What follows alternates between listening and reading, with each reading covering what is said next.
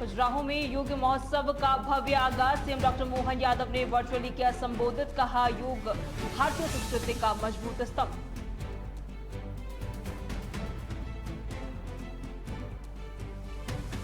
रायपुर में स्थायी कैबिनेट की बड़ी बैठक। प्रशासनिक सुधार और पारदर्शिता को लेकर लिए गए कई अहम फैसले।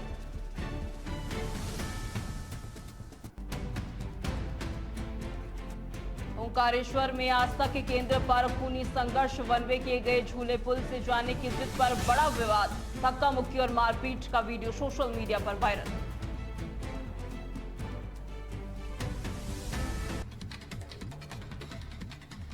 रुक करेंगे खबरों की ओर, जहां अंतर्राष्ट्रीय योग दिवस के 25 दिवसीय काउंटडाउन के विशेष अवसर पर विश्व प्रसिद्ध पर्यटन और सांस्कृतिक धरोहर नगरी खजुराहो में भव्य योग महोत्सव 2026 कार्यक्रम का आयोजन किया गया। इस कार्यक्रम को मध्य प्रदेश के मुख्यमंत्री डॉक्टर मोहन यादव ने वर्चुअली संबोधित किया। मुख्यमंत्री ने अपने संदेश में देश और प्रदेश वासियों को प्रेरित करते हुए कहा कि योग और खजुराहो दोनों ही हमारी महान भारतीय संस्कृति के सबसे अभिन्न और मजबूत स्तंभ है। मुख्यमंत्री ने इस बात पर विशेष जोर दिया कि अब हम योग को अपने प्राचीन सांस्कृतिक मूल्यों के साथ जोड़ते हैं तो हम एक स्वस्थ, जागरूक और आध्यात्मिक रूप से समृद्ध समाज के निर्माण की दिशा में निरंतर आगे बढ़ते हैं।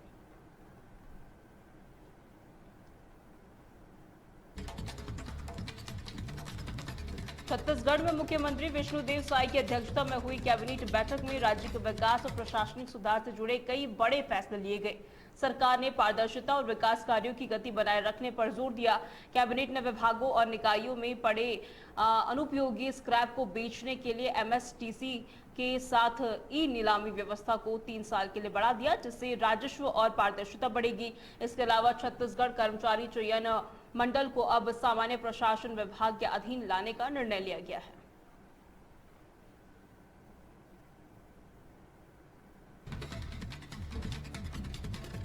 प्रसिद्ध तीर्थ नगरी ओंकारेश्वर ज्योतिर्लिंग में एक बार फिर से व्यवस्थाओं को लेकर काफी ज्यादा विवादों की तस्वीरें सामने आई हैं, जिसने श्रद्धालुओं के बीच नाराजगी और चिंता का जो माहौल है वो और ज्यादा बढ़ा दिया।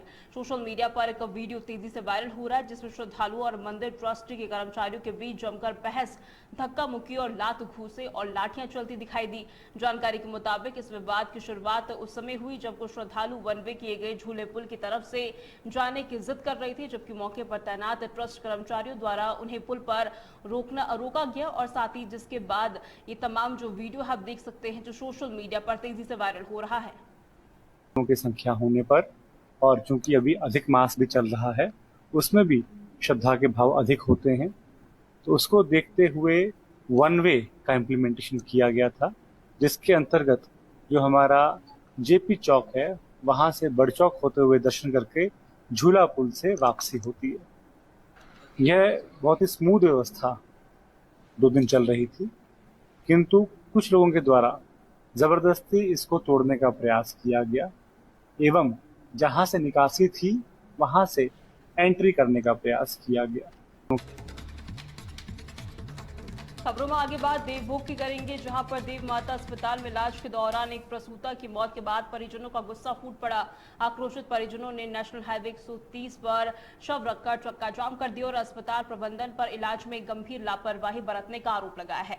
मिली जानकारी के अनुसार मृतका का नाम भानुमति मांझी बताया जा रहा है। परिजनों का सीधा आरोप है कि अस्पताल में समय पर उचित उपचार नहीं मिलने के बाद प्रसूता की जान चली गई। वहीं मौके पर पहुंची पुलिस ने अब इस पूरे मामले को जांच पड़ताल के लिए शुरू कर दिया है।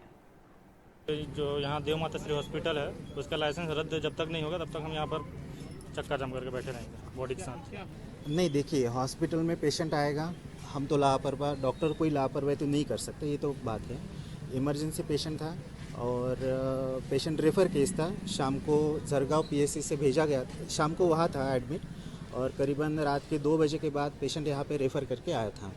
देखिए, मेरे को जो जानकारी मिली है उसके हिसाब से डॉक्टर से जब मेरी बात हुई तो डॉक्टर ने ये कहा है कि जब ये लोग आए तो हमने पीवी करके, एक प्रोसेस होता है पीवी करके देखते हैं बच्चे का हेड नीचे आया है कि नहीं आया करके। उसको देखने के बाद डॉक्टर थोड़ी देर के बाद ये बोले कि इंटरनल ब्लीडिंग हो रही है, यानी कि यूट्रस फट चुका है बोल के डॉक्टर का कहना है। यूट्रस फटने के बाद इमरजेंसी होता है कि बच्चे को पेट काट के निकालना पड़ता है। पेट काटने के निकालने के बाद देखिए कि ब्लड बिल्कुल नहीं है, 0 होते जा रहा है। खबर देवास से है, जहां सतवास में हुई आत्महत्या के मामले में इंसाफ की जंग अब कलेक्ट्रेट की चौखट तक पहुंच गई है। न्याय न मिलने से नाराज मृतक के परिजन बड़ी संख्या में कलेक्ट्रेट पहुंचे और जन सुनवाई में जमकर आक्रोश जताया। परिजनों ने एडीएम के सामने कड़ा विरोध दर्ज कराते हुए सीधा सवाल किया कि जब मृतक ने मरने से पहले बकायदा वीडियो बनाकर आरोपियों के नाम उजागर किए थे तो फिर देवास पुलिस अब तक खामोश क्यों बैठी और कार्रवाई से क्यों बच रही है।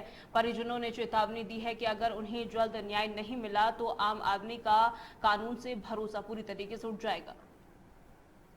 यह है कि 24 दिसंबर को जो सतवास में जो आगजनी की घटना हुई थी, जिसमें तहसीलदार सतवास अरविंद दिवाकर के द्वारा जो विधि विपरीत जाकर के मकान तोड़े जाने की कार्रवाई की जा रही थी, जिसके विरोध स्वरूप हमारे काका काकी ने आत्मदाह कर लिया था, उस प्रकरण में आज दिनांक तक तहसीलदार और षड्यंत्र पूर्वक जिन लोगों ने पूरा घटना को अंजाम दिया था, वो एक कोई आवेश में आके विरोध के कारण घटना नहीं घटी थी। उसका पूरा विधिवत रूप से षड्यंत्र रचा गया था, जिसकी मोबाइल रिकॉर्डिंग उस दौरान, जो घटना के दौरान तहसीलदार का वहां पे एक मोबाइल गिर गया था, उस मोबाइल को हमारे परिवार के द्वारा पुलिस को जांच के लिए दिया गया। पुलिस ने जांच में 9 बिंदु तथ्य उसमें प्रस्तुत किए कि 9 बिंदुओं पे एफआईआर की जा सकती है। इनके ऊपर 302 का मुकदमा उन सभी के ऊपर बनता है। यह है कि 24